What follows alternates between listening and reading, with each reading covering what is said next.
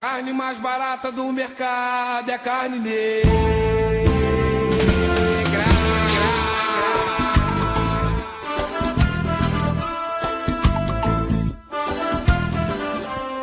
No século XVII, a alternativa era a escravidão negra, vindo da África, pois Portugal já escravizava negros africanos desde o século XV em plantações no sul de Portugal e em ilhas do Oceano Atlântico que produziam açúcar.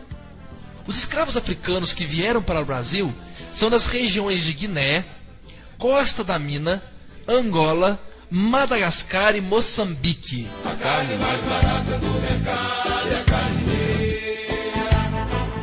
Os escravos estavam presentes em quase toda a colônia, ou seja, nas plantações, serviços domésticos, construção de casas e estradas, açougues, comércio ambulante, lojas, criação de gado, oficinas de sapateiros, ferreiros, carpinteiros e outras atividades. E para debaixo do plástico, que vai de graça do subemprego. Os negros vinham para o Brasil através dos navios negreiros. Os cativos eram amontoados uns sobre os outros num porão quente e úmido sem sol. A comida era uma mistura de farinha, água e carne seca. Muitos morriam durante a viagem. Os traficantes de escravos ficavam ricos e muitos se tornavam latifundiários. E alguns agiam até mesmo como banqueiros, principalmente nas cidades de Salvador e Rio de Janeiro.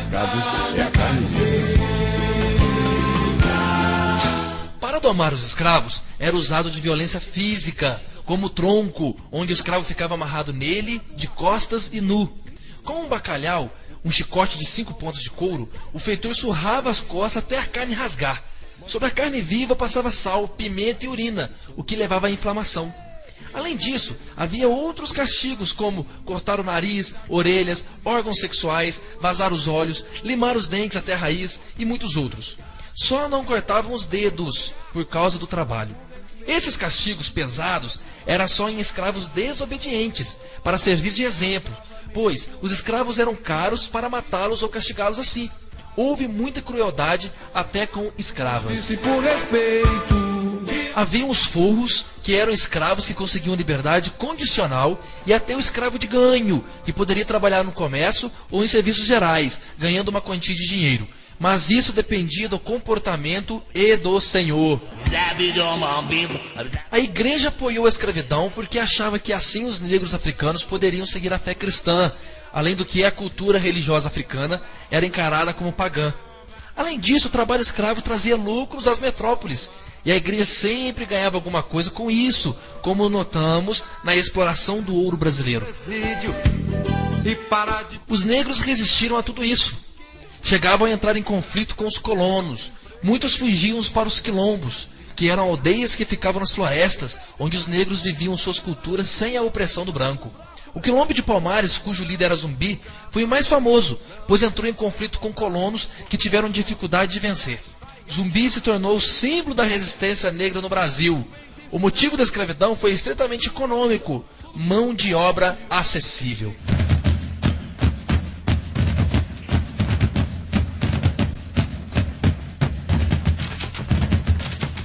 O Brasil foi o último país da América a acabar com a escravidão. A abolição no Brasil foi um processo.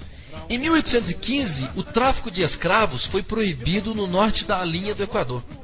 Em 1831, uma lei proibiu o tráfico de escravos, mas ela não era cumprida. Em 1845, os ingleses aprovaram a Lei Bill Aberdeen, que autorizava navios ingleses a atacarem navios negreiros. Já em 1850, o próprio parlamento brasileiro aprovou a Lei Eusébio de Queiroz, encerrando o tráfico negreiro da África para o Brasil. Aqui sim surge o tráfico interprovincial, no qual fazendeiros do Nordeste vendiam escravos para trabalhar na cafeicultura de São Paulo e Minas Gerais. A falta de escravos levou à opção de trazer imigrantes europeus. Em 1871, surge a Lei Rio Branco, ou a chamada Lei do Ventre Livre, no qual o escravo nascido ficava com seu senhor até 8 anos de idade e depois seria liberto. Mas o senhor receberia indenização de 600 contos de réis do governo.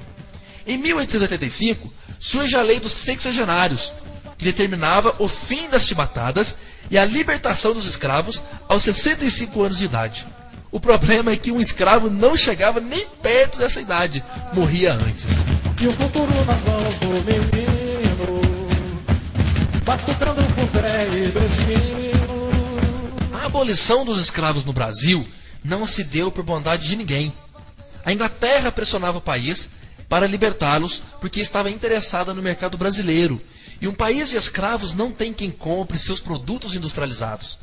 Tal pressão foi intensa, e quando Dom Pedro II viajou, em motivo de saúde, sua filha Isabel ocupou o trono e assinou a Lei Áurea no dia 13 de maio de 1888, abolindo completamente a escravidão, com um detalhe: sem indenização. Os escravos ficaram marginalizados, porque não criaram leis nem políticas públicas de apoio ao negro, agora livre. Foram morar nas favelas e morros, sem educação, moradia digna, direitos básicos de sobrevivência e trabalho. Houve sim parlamentares como Joaquim Nabuco, que propuseram leis de apoio ao negro, mas logicamente foram rejeitadas. Seus tambores nunca se calaram, seus tambores nunca se calaram.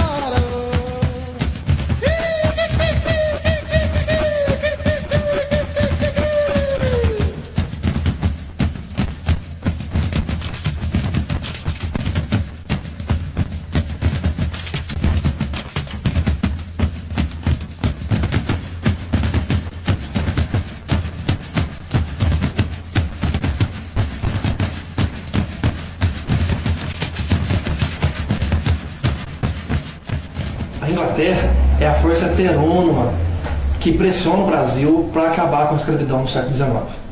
E isso é por três motivos básicos. O primeiro é que a Inglaterra já era um país industrializado e desejava vender seus produtos no Brasil, ou seja, mercado consumidor.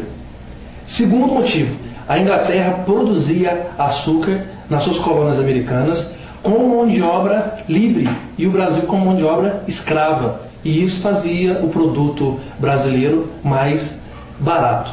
E o terceiro motivo é que a Inglaterra tinha intenções de explorar a África e necessitava de mão de obra naquele continente. São 120 anos de abolição não concluída e a igualdade racial no Brasil ainda não é uma realidade. E a gente pode ver isso dentro dos espaços públicos, das universidades públicas, onde não há inclusão do negro. E grande parcela dos indígenas também são marginalizados na nossa sociedade.